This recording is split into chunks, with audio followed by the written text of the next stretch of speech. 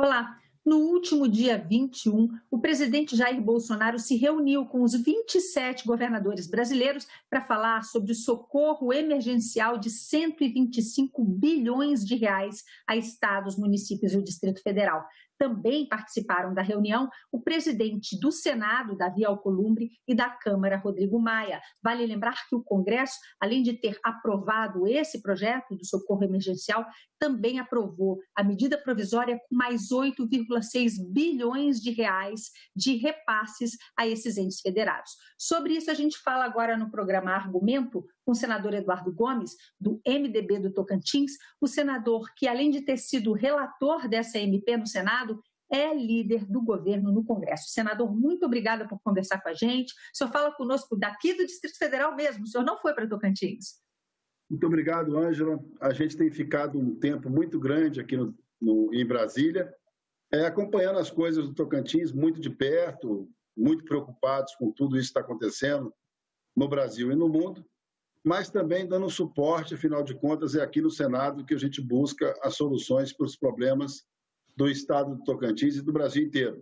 Então, nós estamos hoje, especialmente, presidindo a sessão do Senado para aprovar a reestruturação da carreira da Polícia Federal no país. Então, muita dinâmica, o presidente Davi Alcolumbre também está muito presente, e nós, tanto o presidente Rodrigo Maia também. Então, existe uma parte do Congresso Nacional que praticamente está full time aqui no Congresso Nacional, cuidando dos assuntos da crise da Covid.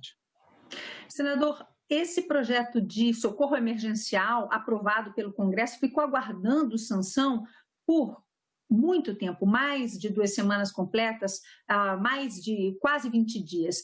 E essa reunião com os governadores selou nesse momento o que parece ser um acordo do governo federal com o Congresso e com os governadores, cada um cumprindo o seu papel nesse acordo. No entanto, o ambiente político depois ficou um pouco conturbado, porque ao dia seguinte dessa reunião já houve aí a divulgação da reunião ministerial em que o presidente teria feito críticas a alguns governadores. Como é que o senhor avalia esse ambiente para essa discussão dos repasses que, afinal, como o nome diz, são emergenciais?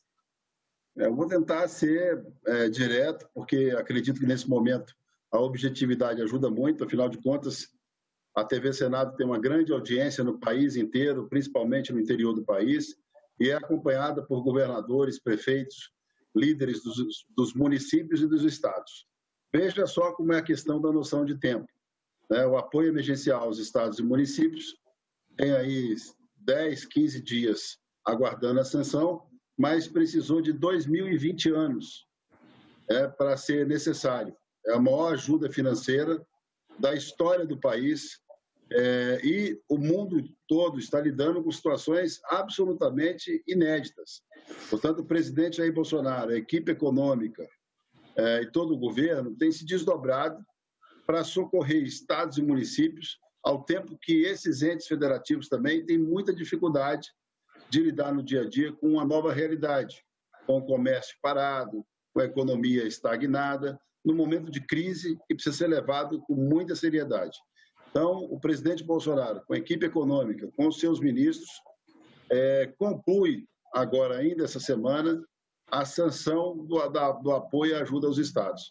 Houve também um período de pouca comunicação. Na verdade, um pouco de jogo político que não faz bem à ação que precisa ser feita nesse momento para a sociedade brasileira.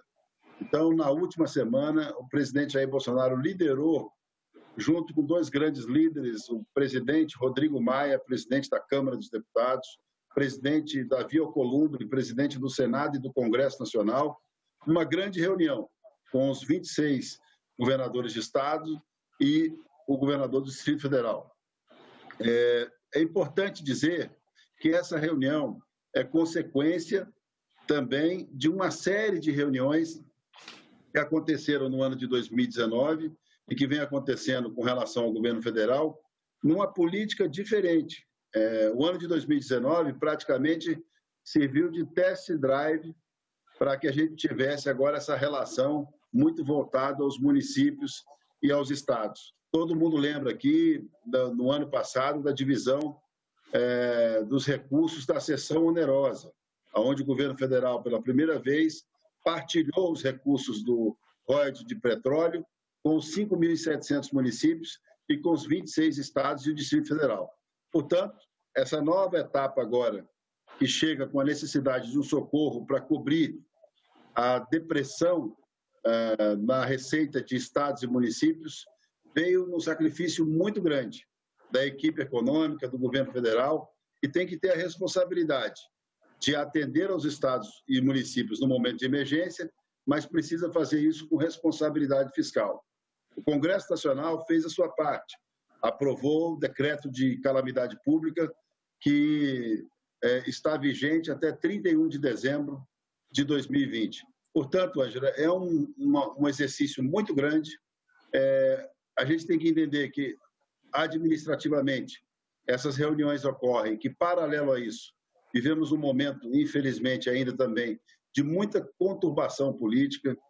O Brasil viveu uma expectativa de semanas acerca de um vídeo da reunião ministerial que tinha como objetivo, pelo menos é isso que consta no processo, que provasse alguma interferência do presidente Jair Bolsonaro na ação da Polícia Federal. Ficou comprovado, infelizmente, por toda a população brasileira, que no vídeo da ação e da reunião ministerial, nada disso foi comentado com essa carga de responsabilidade sobre interferência indevida na Polícia Federal. O senhor acha que essa fase, desculpa lhe interromper, de conturbação política que o senhor definiu e desse jogo político que o senhor disse que interferiu muito nas decisões políticas dos últimos meses, essa fase já passou? Ou a gente deve esperar que isso continue nos próximos dias a conturbar o ambiente de votações e ajuda aos municípios e estados?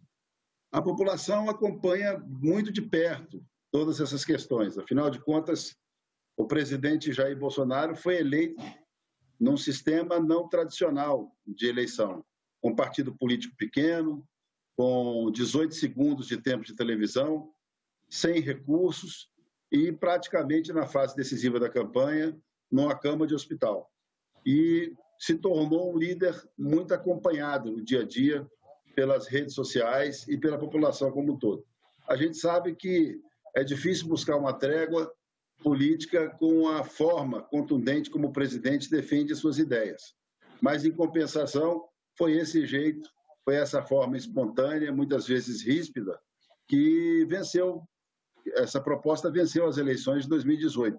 E a gente espera colaborar com o presidente e também com os organismos democráticos do país para que o debate político aconteça. Ele é salutar, ele é importante, ele deixa a política mais transparente, mas que ele não ultrapasse a barreira do bom senso e que a gente não fique, além de ter tudo o que traz para a dificuldade da família brasileira e do mundo, o Covid-19, que a gente conviva com crises artificiais e que muitas vezes não suportam a exposição dos argumentos para entender que elas não podem ir adiante, que a gente precisa cuidar agora da saúde prioritariamente, da vida das pessoas e, de maneira conjunta, com a recuperação de postos de trabalho. Afinal de contas, perdemos vagas de trabalho numa velocidade muito grande e a gente precisa fazer um esforço para recuperar esses postos de trabalho.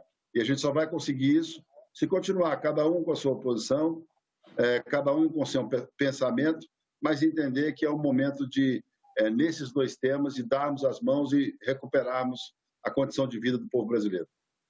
Senador Eduardo Gomes, nosso programa já chegou ao fim, ele é curtinho, são muitas as perguntas, obrigado, mas seguramente teremos uma próxima oportunidade. Muito obrigada por essa participação. A você que está em casa também, muito obrigada por estar com a gente. Nesse programa, a gente falou com o senador Eduardo Gomes, do MDB de Tocantins, senador que é líder do governo no Congresso. Falamos sobre a ajuda do governo federal a estados, municípios e Distrito Federal. A você que nos acompanha mais uma vez, obrigada por estar com a gente. Até a próxima. Obrigado.